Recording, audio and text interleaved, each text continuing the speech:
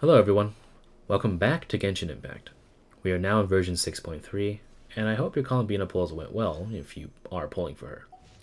In front of you, with this really pretty light show, is one of two new bosses introduced this patch. This one being the Lord of Hidden Depths, Whisper of Nightmares, and the other boss is a weekly boss that you'll fight in the Nod-Krai story. And if you're looking for that, check the top right corner or pinned comment for the guide. No spoilers here, but let's just say I'm going to be bringing a bag of apples for this particular individual. Let's get back to the boss at hand though, and I've got good news and bad news. The good news is this boss is, well, straight up a DPS check. So all the comments in other guides going, just nuke it with Malwika, bro, actually can nuke it with Malwika, bro. But the bad news is, well, it's a pretty strict DPS check with the DPS phase only lasting like 10 to 15 seconds, and also shamelessly shows Lunar-Reactions, and that's honestly my biggest gripe with Genshin at the moment. Before, in Fontaine, Usia and Numa was a feature only required for like one boss, and you had multiple free units to take care of that issue, or just straight up alternatives, like picking up the actual elements themselves. Notland, at least you had Kachina, and for the most part could sidestep the requirement for Phlogiston with burning reactions or any other thing that did a lot of instances of damage, and damage actually didn't matter all that much. Or you can even bring the animal to interact with the mechanic, like for Seat Lolly's boss. But in Nod-Krai, you were given Ino, but she straight up just can't do any lunar-related reactions at all. And I still think that's such an annoying and baffling decision by the devs. We have the only character that you can get for free from Nod-Krai, but she can't do the Nod-Krai reaction. So what's the point? And we don't even have a new traveler yet either. So every lunar reaction that you do in Nod-Krai is paywalled behind a certain limited character. And honestly, I think that's just kind of scummy, especially when it gives you such an advantage over standard reactions too, and this boss is no different.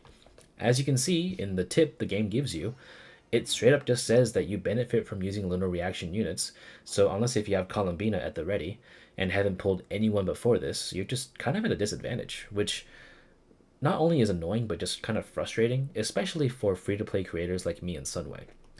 It's also what led us to breaking tradition and using a 4-star character that every player isn't guaranteed to have, namely Xingqiu, and in my case, I'm bringing an extra one, Fischl, as our standard characters had to be fully kitted and roided up with food and using 5-star weapons just to have a chance to barely squeak out the DPS phase.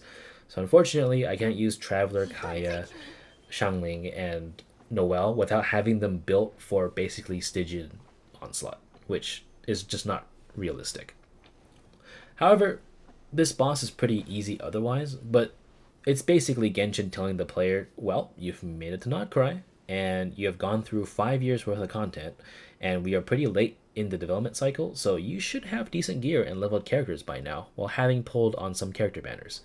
Which is a shame, because if the boss was tweaked to have just a slightly longer DPS phase, or if Ino could do lunar reactions, this wouldn't be an issue, and I would have stopped talking by now. But because the boss is the way that it is, it looks like I'll need to adapt to the boss and make a disclaimer for the dear viewer watching this guide, which is you.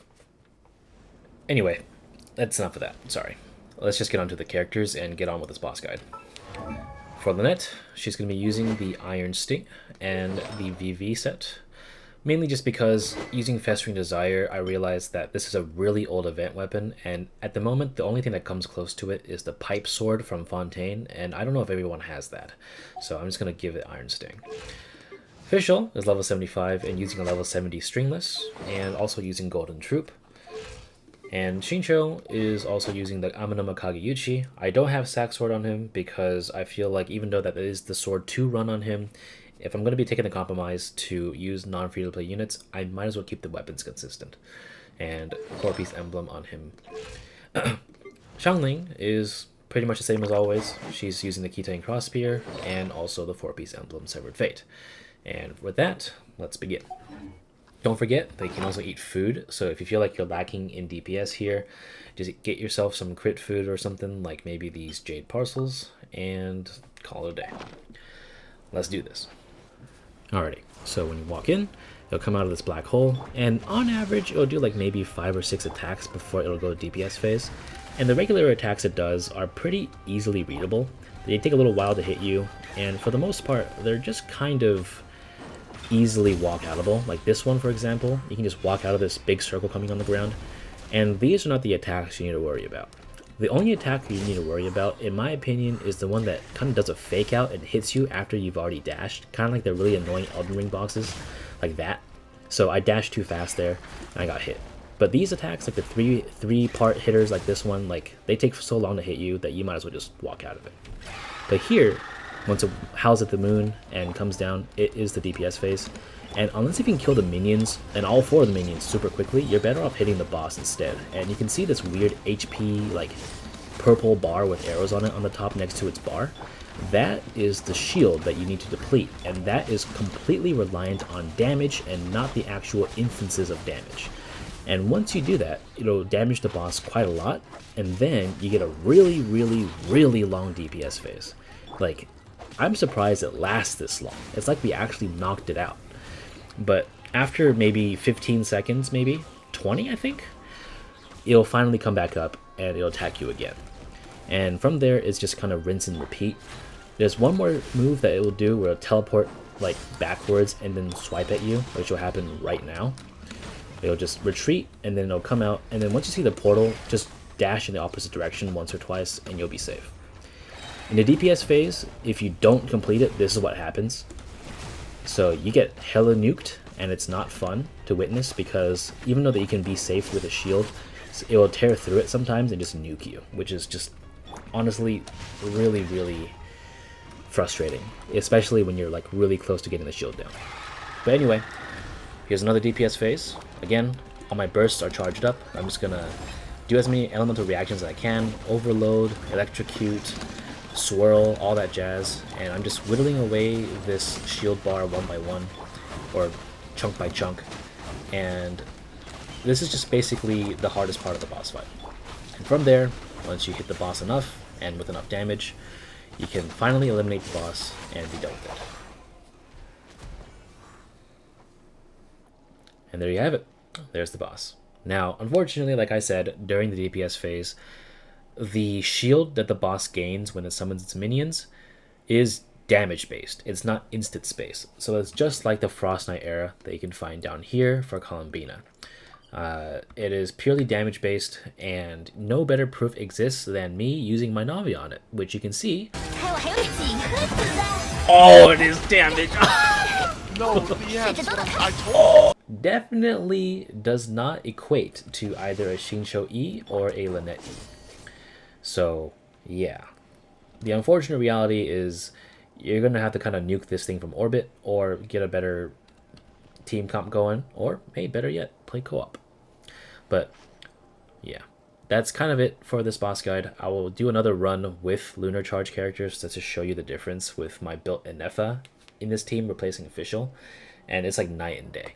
I can even kill some minions if I wanted to.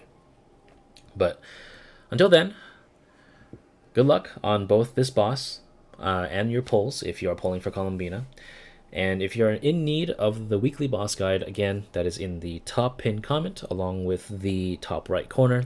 And if I did good, let me know. I would appreciate some feedback. And if I didn't do so great, or if there's anything you want to add, just let me know in the comments and I'll do better next time. Thank you so much for watching.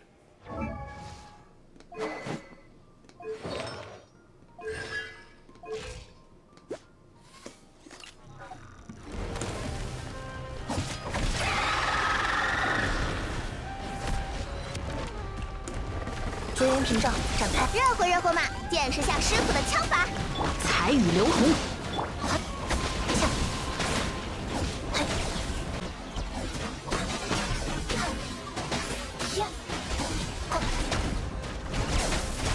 化为灰尘。